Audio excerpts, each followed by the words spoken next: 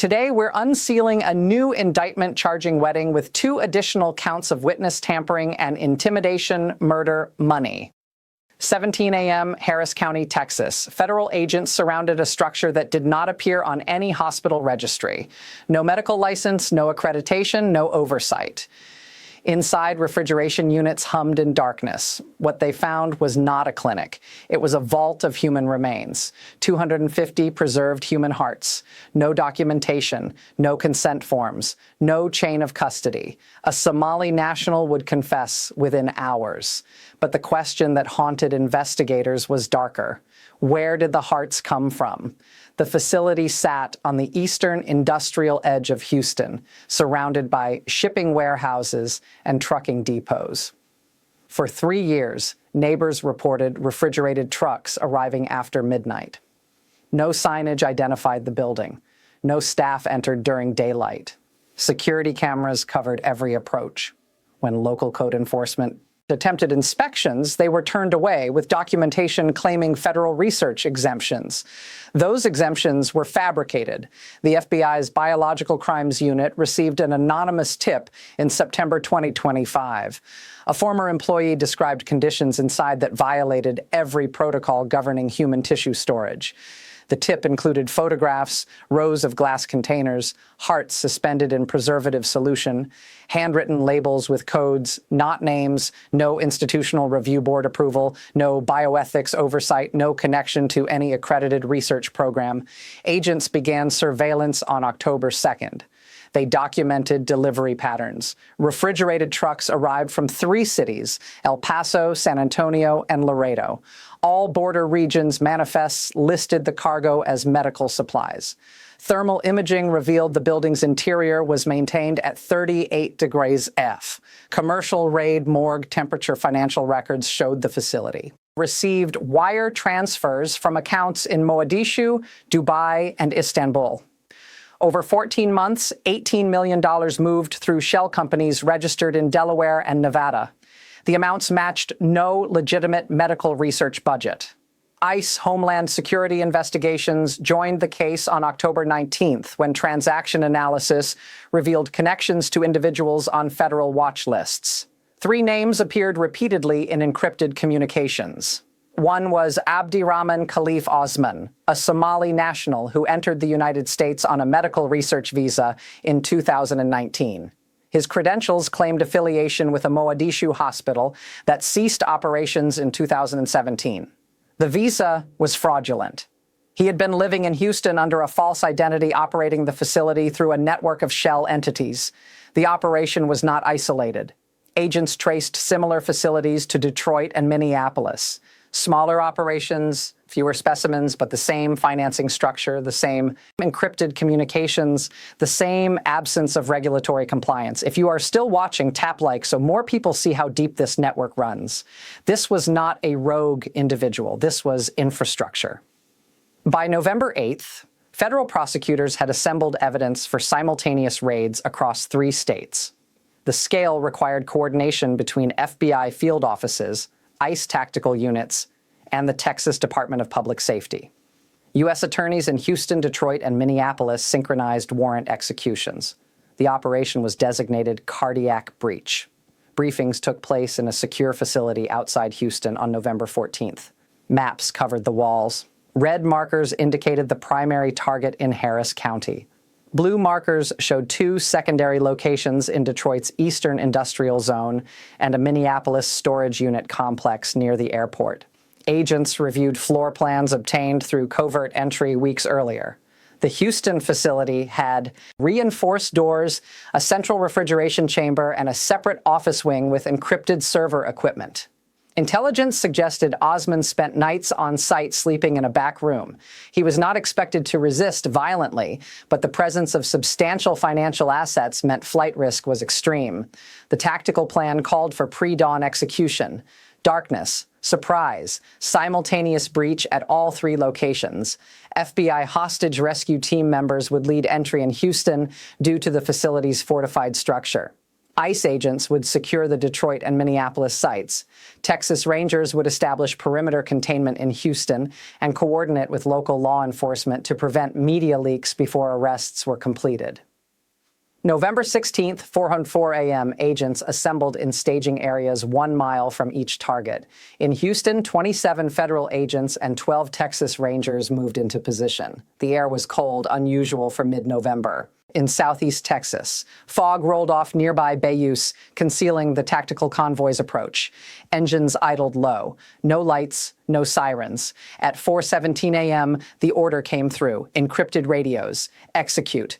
The battering ram struck the Houston facility's steel door with precision. The lock shattered. Agents poured inside, flashlights cutting through darkness. Federal agents, search warrant. The refrigeration hum was deafening. The central chamber was larger than surveillance suggested. Rows of industrial shelving units lined the walls. On each shelf, glass containers, hearts preserved in formalin solution. Each container bore a handwritten label, numbers and letters, no names, no patient identifiers, no hospital codes.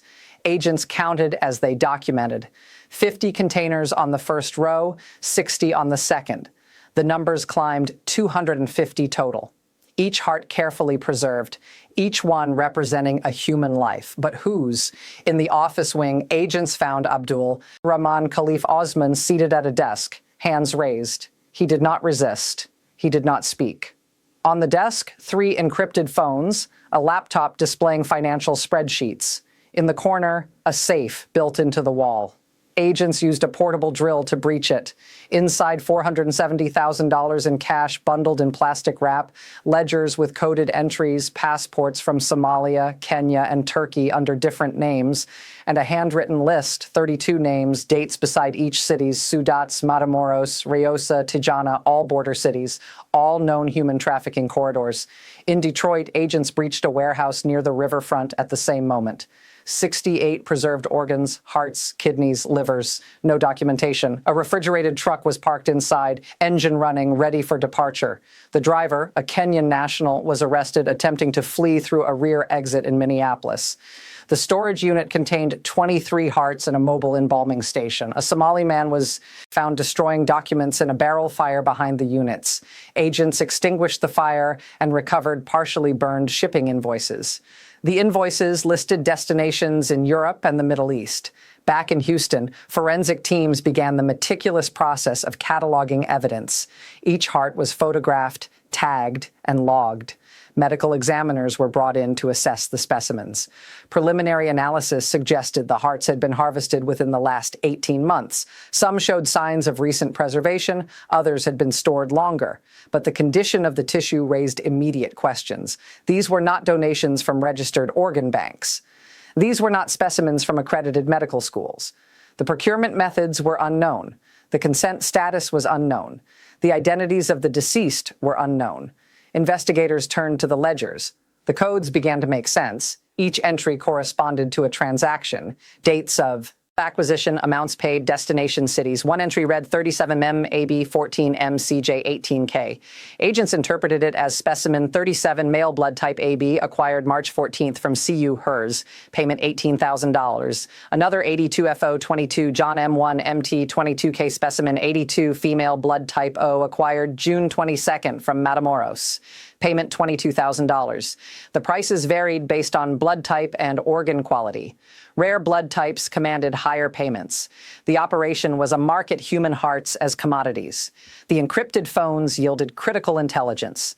Once forensic analysts bypassed security protocols, messages in Somali, Arabic, and English, communications with buyers in Saudi Arabia, Qatar, and the United Arab Emirates, wealthy clients seeking organs outside legal transplant systems. Messages discussed rare inventory, expedited shipping, and discretion guaranteed. One message thread from July 2025 confirmed a shipment of 3 hearts to Riyadh for $240,000 total. Another discussed a buyer in Istanbul willing to pay $90,000 for a heart with O-negative blood. The operation generated millions, but it required a supply chain. That chain led to the border. Federal investigators contacted Mexican authorities on November 17th. Intelligence sharing revealed disturbing patterns across northern Mexico. Migrants had been disappearing from cartel-controlled territories, not traditional kidnappings for ransom. These were individuals who vanished without trace. No bodies recovered, no demands made. Families reported loved ones missing near border staging areas used by trafficking networks. Between January 2024 and October 2025, over 200 cases fit the profile. Young men and women, healthy, traveling alone or in small groups, last seen near Hertz, Matamoros, Reynosa, or Nuevo Laredo. Mexican forensic investigators had discovered shallow graves near these cities, bodies with organs removed, crude surgical incisions, no medical precision, harvesting, not transplantation. The horror crystallized. The preserved hearts in Houston were not from donors. They were from victims, migrants attempting to cross into the United States, vulnerable, undocumented, invisible. Cartels had expanded beyond drugs, weapons, and human smuggling. They had entered the organ trade, kidnap migrants, harvest organs, sell to networks like Osman's operation, transport the organs north across the border in refrigerated trucks disguised as medical supply shipments, store them in facilities like the Houston warehouse, ship them internationally to wealthy buyers. The victims' identities were erased. Their families never knew their bodies were discarded in desert graves. Comment justice below if you believe every name in this network must be exposed. This was not opportunistic crime. This was industrial kale exploitation. Abdirahman Khalif Osman was interrogated on November 17th at the FBI field office in Houston. Initially, he invoked his right to silence, but when presented with evidence linking him to the Mexican cartel operations, he began to speak. His confession, delivered through a translator, detailed a network that spanned continents. Osman admitted he had been recruited in Mogadishu in 2018 by intermediaries connected to Gulf state buyers seeking organs outside legal channels. He was offered funding to establish a storage and logistics operation in the United States. His role was procurement coordination and international shipping. He did not harvest the organs himself. That was handled by cartel-affiliated operatives in Mexico. His task was to receive, preserve, and distribute. He confirmed the 32 names in the ledger were victims, migrants whose organs had been harvested and transported to his facility.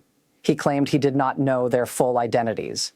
He knew only codes, blood types, and acquisition dates. But investigators found more. On Osman's laptop, deleted files were recovered, photographs, migrants alive standing against walls, each holding a number card. The photographs were identification records, proof of inventory, proof the victims were alive before harvesting. Facial recognition analysis matched 3 of the individuals to missing person reports filed in Mexico and Central America.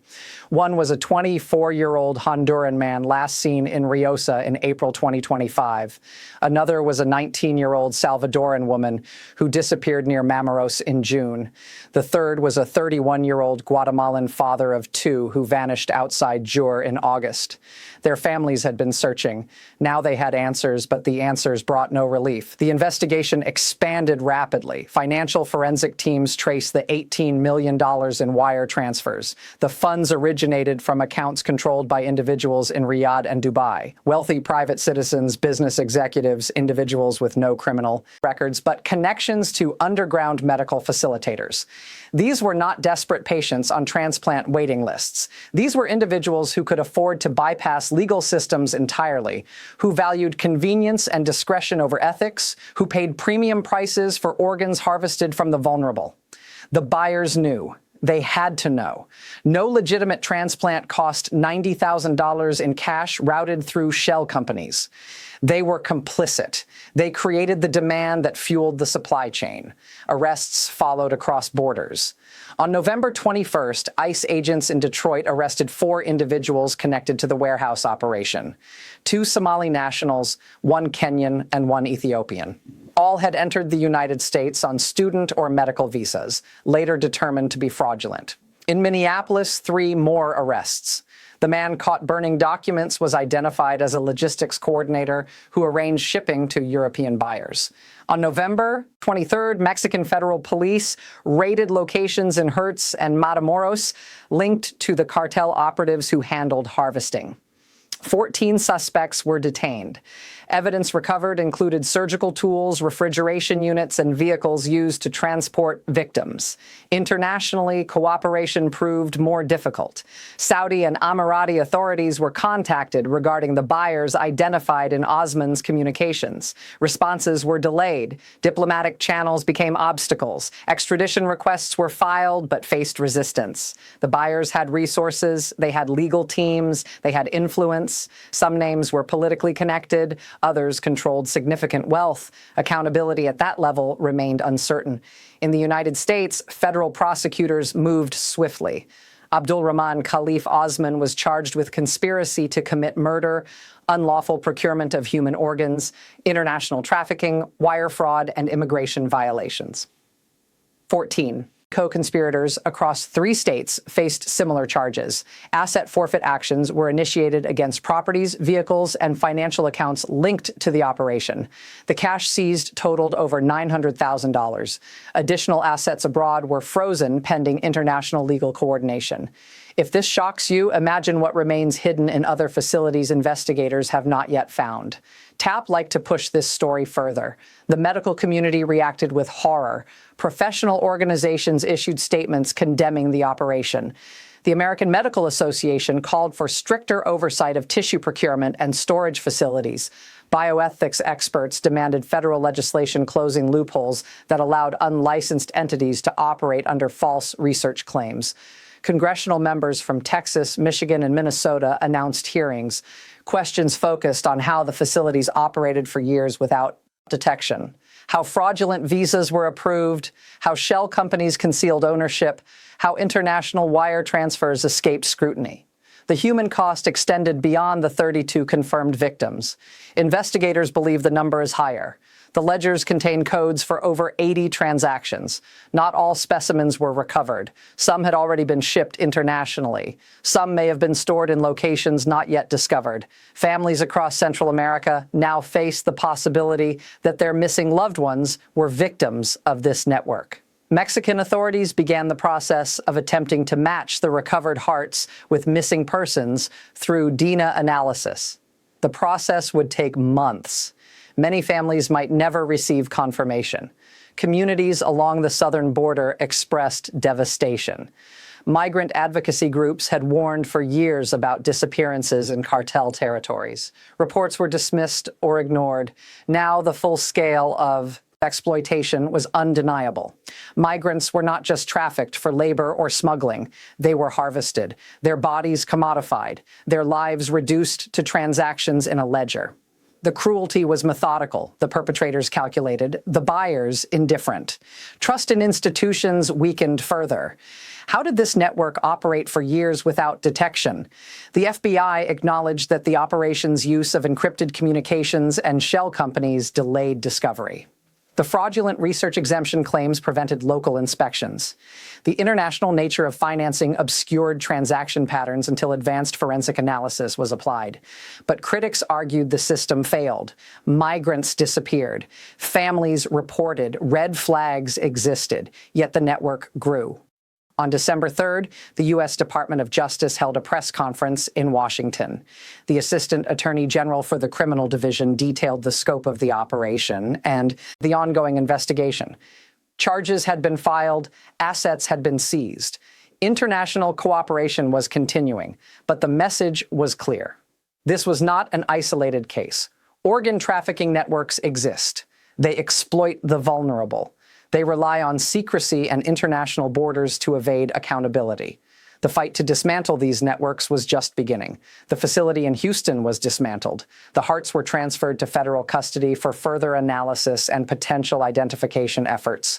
The building was seized as evidence. It stands now as a monument to a horror that should not have existed.